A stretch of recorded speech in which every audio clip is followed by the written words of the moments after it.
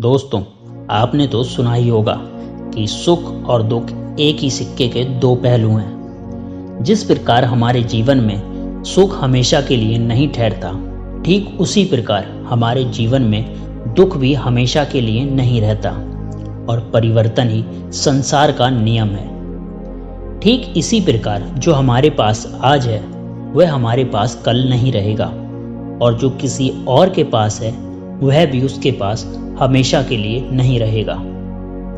दोस्तों, आज की ये कहानी इसी पर आधारित है। किसी नगरी में एक महान राजा रहा करता था। उस महल में उस राजा के पास किसी चीज की कोई कमी नहीं थी। सुख, धन संपत्ति, संपदा और यहाँ तक कि प्रजा भी उस राजा की जय जयकार करती थी।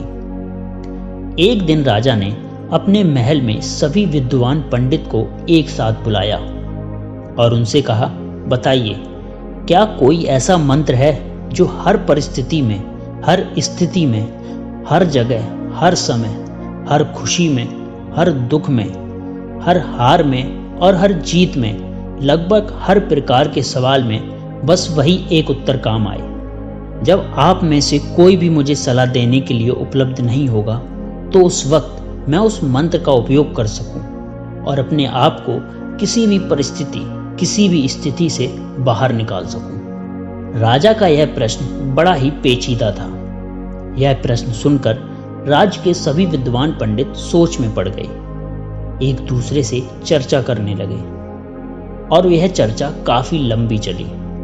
काफी सोच और काफी विचार करने के बाद उनमें से किसी को भी इसका कोई जवाब नहीं सूझा।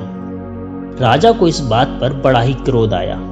राजा ने कहा कि इस महल में कोई भी ऐसा व्यक्ति उपस्थित नहीं जो मेरे सवाल का जवाब दे सके। तभी वहां पर एक बूढ़ा व्यक्ति बैठा हुआ था।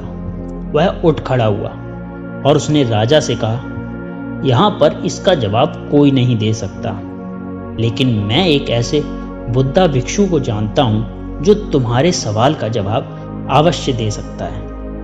बूढ़े व्यक्ति की बात सुनने के बाद राजा कहता है, माननीय, आप मुझे बताइए कि वह बौद्ध भिक्षु कहाँ मिलेंगे। इस पर वह आदमी बोला, पास में एक छोटा सा जंगल है और वहां पर वह बौद्ध भिक्षु अपना आश्रम बनाकर रहते हैं।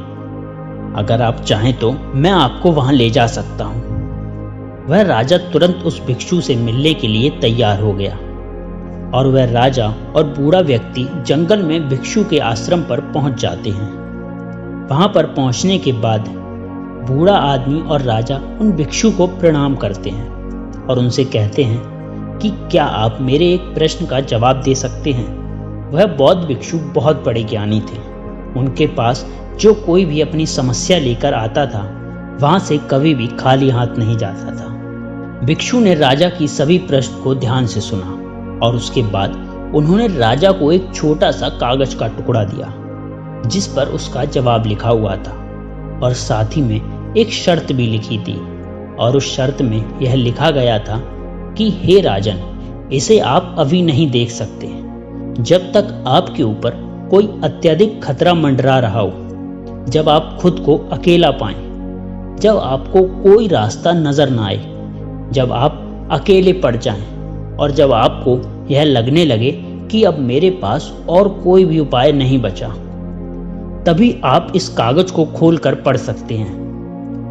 राजा ने उन बौद्ध भिक्षु को प्रणाम किया और उस कागज को मोड़कर अपने हीरे की अंगूठे के नीचे रख दिया। यह सब वह बुद्ध भिक्षु देख रहे थे और वह यह देखकर मुस्कुराने लगे।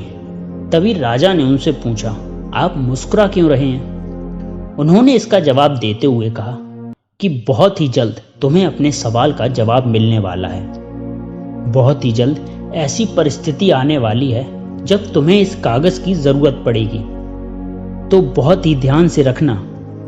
राजा ने उन्हें प्रणाम किया और फिर वहां से अपने महल की ओर लौट आए।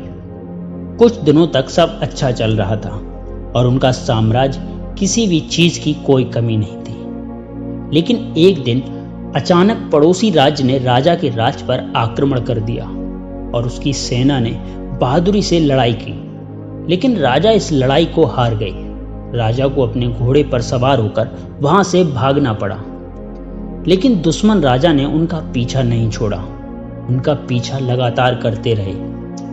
अचानक उन्होंने देखा कि उस सड़क का अंत हो चुका है और वहीं पर उन्होंने अपने घोड़े को रोक दिया जहां पर वह खड़े थे। उन्होंने देखा कि वह सड़क नीचे की तरफ जा रही है और करीब 1000 फीट की गहराई पर पथरीली घाटी भी थी। अगर राजा ने अपने घोड़े को सही समय पर नहीं रोका होता तो राजा का अंत था और फिर वो कभी भी वापस नहीं लौट पाते। लेकिन अभी भी शत्रुओं की घोड़े की आवाज तेजी से बढ़ रही थी और अब राजा का दिल जोरों से धड़क रहा था। बेचैनी बढ़ती जा रही थी। राजा को कुछ भी समझ नहीं आ रहा था। तभी अचानक राजा ने देखा अंगूठी में लगा हुआ हीरा चमक रहा है और उसी अंगूठी के नीचे राजा ने संदेश भी छुपा रखा था जो राजा को याद आ गया। राजा ने अपनी अंगूठी को निकाला और संदेश को पढ़ना शुरू किया। उस छोटे से कागज के टुकड़े में लिखा था कि यह समय भी बीत जाएगा। राजा ने एक बार पढ़ा, फिर दोबारा पढ़ा और ऐसा करके उन्होंने कई बार इसे पढ़ा और समझने की कोशिश की। तब राजा को एहसास हुआ कि यह बात तो बिल्कुल सही है। कुछ दिन पहले मैं अपने राज्य में आनंद ले रहा था। सुख, धन, संपत्ति, साम्राज्य सब कुछ मेरे पास था और आज मेरे पास कुछ भी नहीं है। मेरे पास मेरा राज्य भी नहीं है और ना ही मेरे पास अब कोई सुख बचा है। आज मैं अपनी जान बचाने की कोशिश कर रहा हूं और मेरे शुभ दिन भी बीत गए हैं। ठीक इसी प्रकार भी यह समस्या नहीं रहेगी और खतरे के 2 दिन भी बीत जाएंगे। इतना समझते ही राजा के चेहरे पर उनके मन में अजीब सी शांति छा गई। राजा वहीं पर खड़ा रह गया और इससे सुंदर जगह उस राजा ने आज से पहले कभी नहीं देखी थी। प्राकृतिक सौंदर्य से भरपूर थी। उसे कभी पता ही नहीं था कि इतनी खूबसूरत जगह भी उसके राज्य का एक हिस्सा है। राजा को संदेश समझ में आ चुका था जिससे राजा के मन को शांति मिली।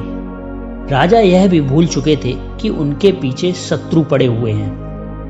राजा वहीं बैठकर आराम करते हैं। कुछ देर बाद उन्हें एहसास हुआ कि उनके पीछे शत्रु लगे हुए थे जिनके घोड़ों की आवाज तेजी से बढ़ रही थी, लेकिन अब वो धीरे धीरे कम हो रही थी। ऐसा प्रतीत हो रहा था कि मानो वे लोग उस जगह के किसी और हिस्से में चले गए थे और जहां पर राजा खड़े थे वहां पर उनका कोई भी शत्रु नहीं पहुंच पाया।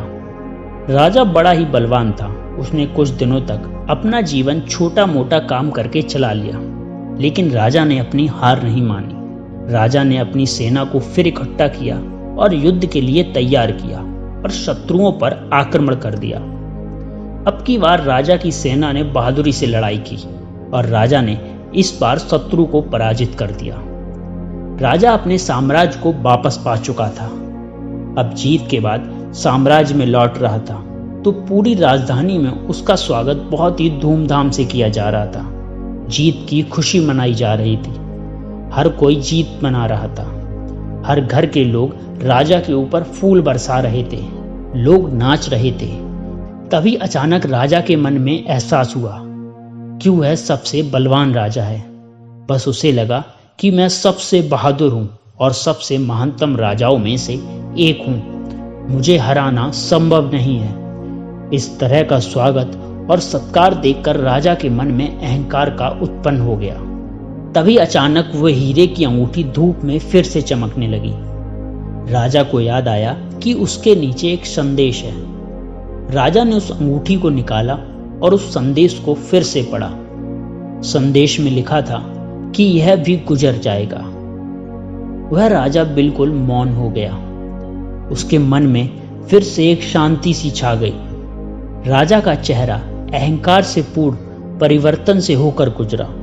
वह पूरी तरह से दीनता की स्थिति में चला गया। उसने सोचा कि यह भी नहीं रहेगा, यह भी गुजर जाएगा। इसका मतलब कि हार मेरी नहीं है, जीत भी मेरी नहीं है। मैं तो केवल यह सब देखने वाला हूँ। सब कुछ समय के साथ ऐसा ही बीतता जाता है और हम तो केवल इन सब के साक्षी हैं। हम देखने वाले हैं। जीवन आता है और जीवन चला जाता है। सुख आता है, सुख चला जाता है। दुख आता है, दुख भी चला जाता है। यह सब लम्हे यूं ही गुजर जाएंगे, इसीलिए मुझे इनका आशिक नहीं होना चाहिए। सबके साथ यदि हम अपने जीवन में देखें और चुपचाप उन सभी चीज़ों का मूल्यांकन करें तो हम पाएंगे यह समय भी गुजर जाएगा। अपने जीवन में खुशी के बारे में सोचो, दुख और हार के फलों के बारे में सोचो। क्या वे स्थायी थे? बिल्कुल नहीं, वे सब आए और चले गए। ठीक उसी प्रकार यह भी नहीं रहेगा और बीत जाएगा। समय इसी तरह से विस्तार चला जाता है, जीवन यूं ही गुजर जाता है। इस संसार में कुछ भी नहीं है, सब कुछ बदलता है। परिवर्तन के इस नियम को स्वीकार करो, इस पर अपने नजरिए से विचार करो। दोस्तों, हमारे जीवन में भी ऐसे कई पल आते हैं हम अपने जीवन में कभी भी जाने नहीं देना चाहते, लेकिन यह जीवन है, यह समय है, यह पल है जो कभी भी नहीं रुकते। जिस प्रकार हमारे जीवन में सुख आता है और चला जाता है, ठीक उसी प्रकार हमारे जीवन में दुख भी आता है और चला जाता है। इसीलिए अपने जीवन को वर्तमान में रहकर जीना सीखें, क्योंकि जो पल, जो समय आपके पास अभी है, वह आने वाले समय में आपके पास नहीं होगा और तब आप केवल पश्चाताप ही करते रह जाएंगे। इससे अच्छा यह है कि वर्तमान में रहकर उन हर पलों को खुशी से जियो, जी भर के जियो, क्योंकि आने वाला समय कैसा होगा हम में से इसे कोई नहीं जानता। आने वाले समय में हम दुखी होंगे या फिर खुश, यह हमें कोई नहीं बता सकता। लेकिन आज जो हमारे पास है, चाहे कुछ भी हो, चाहे वह कितना भी हो, वह हमारा है और उन्हें हमें खुलकर जी सकते हैं, उनमें खुश रह सकते हैं। तो भला हम उन्हें ऐसे ही व्यर्थ क्यों जाने देते हैं?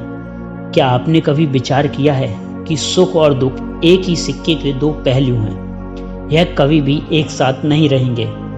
आप इस बदलाव के सिर्फ और सिर्फ एक साक्षी हैं। इसका अनुभव करो और समझो और अपने जीवन को हर खुशी से जियो। और जब भी आपका कोई कठिन समय आपको परेशान कर रहा हो, तो बस एक बात याद रखना कि यह भी ज़्यादा समय के लिए नहीं है। इसका भी समय आएगा, किसी न किसी दिन और किसी न किसी क्षण यह भी गुजर जाएगा। कैसी लगी आपको ये कहानी हमारे कमेंट बॉक्स में ज़रूर बताएं और ऐसे ही मज़ेदार कहानियों के लिए हमारे चैनल को सब्सक्राइब ज़रूर करें।